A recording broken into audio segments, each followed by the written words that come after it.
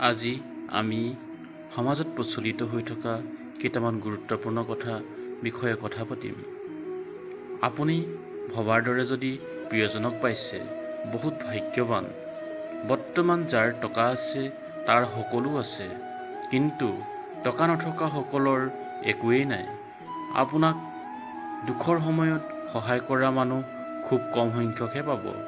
সেই বন্ধু কেতিয়াও হাতৰ পৰা নেহেৰুৱাব। আপোনাৰ ভালপোৱাগৰাকীয়ে বা ভালপোৱাজনেই টকাৰ হিচাপ লয় নেকি?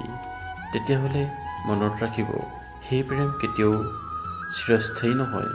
কাৰণ প্ৰেম টকাৰে জুখিব নোৱাৰি। আপোনাৰ হাতত যেতিয়া টকা নোহোৱা হ'ব বা দুখৰ সময়ত সকলো আঁতৰি যাব, সেয়েহে আগতেই লক্ষ্য কৰিব, মোৰ পৰা কি আশা কৰে। মানুহক কেতিয়াও বিশ্বাস কৰি নল'ব।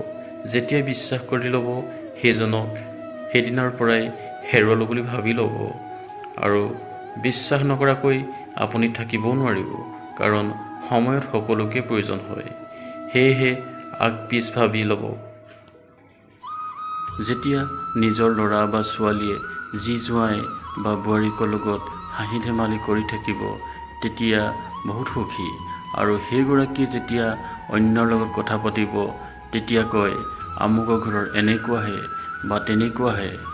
এই ককৰ্থনা কৰিবলৈ কেতিয়াও নাপাহৰে। এয়াই আমাৰ সমাজ। শেষত এই গুৰুত্বপূৰ্ণ কথাকেইটা মনত ৰাখিব। ৰং নাচাবা, কৰ্ম চাওক।